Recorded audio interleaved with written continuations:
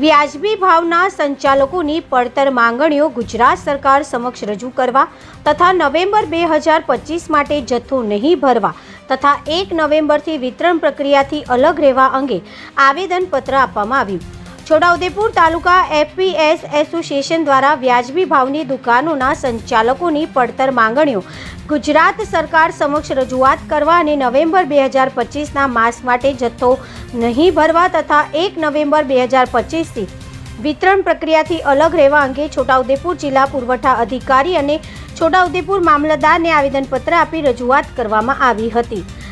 આપેલ આવેદનપત્રમાં જણાવ્યું છે કે અમારા એસોસિએશન દ્વારા ગુજરાત સરકારના પુરવઠા મંત્રીને સંબંધિત અધિકારીઓને અમારી વર્ષો જૂની અને ગંભીર પડતર માંગણીઓ અંગે વારંવાર રજૂઆત કરવામાં આવી છે। આ રજૂઆતોમાં કમિશન દરોમાં વધારો, એ પ્રોફાઇલમાં તકેદારી સહાયકનો ઉમેરો, સિંગલ ફિંગરપ્રિન્ટ દ્વારા 2 બિલ અને સમિતિના સભ્યોના 80% બાયોમેટ્રિક વેરિફિકેશન પરિપત્ર રદ કરવા, સમયસર કમિશનની ચૂકવણી અને ટેકનિકલ તથા વહીવટી પ્રશ્નોનું નિરાકરણ જેવા મુખ્ય માંગણીઓને સમાવેશ થાય છે। અમારી ઘણા સમયથી કરેલી રજૂઆતો છતાંય અમારી માંગણીઓને સંતોષકારક કે લેખિત જવાબ મળ્યો નથી। આથી ગુજરાત રાજ્યના બંને સંગઠનો all fair price shop association અને Gujarat fair price shop association અને Gujarat and kerosene license holders association દ્વારા સંયુક્ત રીતે નિર્ણય લેવામાં આવ્યો છે કે અમારી પડતર માંગણીઓનું તાત્કાલિક નિરાકરણ ન આવે તો ના છૂટકે ગાંધી ચિંધ્યા માર્ગે આંદોલન કરવું પડશે। આ નિર્ણયના ભાગરૂપે નવેમ્બર 2025 માસના જથ્થાના ચલણ નહીં ભરવા અને તારીખ 1 નવેમ્બર 2025થી વિતરણ પ્રક્રિયાની સંપૂર્ણપણે અલગ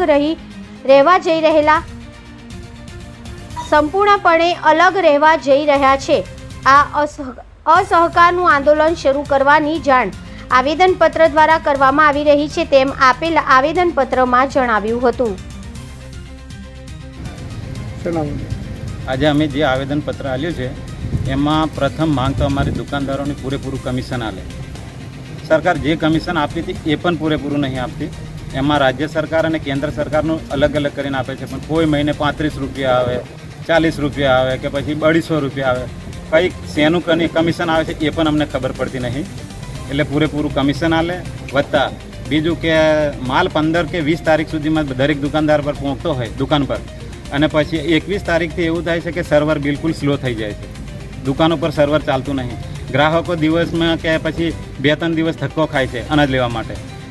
એટલે સર્વર સરખું કરે અને 2 સ્કીમમાં, એક પૈસાવાળો અને એક મફતનો, એમના અલગ અલગ ફિંગર લેવામાં આવે છે।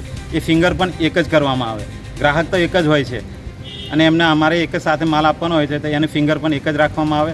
બીજી અનેક અમારી પડતર માંગણીઓ છે, બહુ લાંબા સમયથી પડતર માંગણીઓ છે, એ દરેક માંગણીઓ સરકાર સ્વીકારવામાં ન આવે તો અમે 1 નવેમ્બરથી અનાજ વિતરણ કરવાનું બંધ કરવાના છે અને ગાંધી ચિંધ્યા માર્ગે નીતિ નિયમ મુજબ અમે અસહકારની ચળવળ મુજબ આંદોલન ચાલુ રાખીશું તથા ગોડાઉન પરથી મફતનો માલ પણ ભરીશું નહીં, એવી અમારી માંગો છે।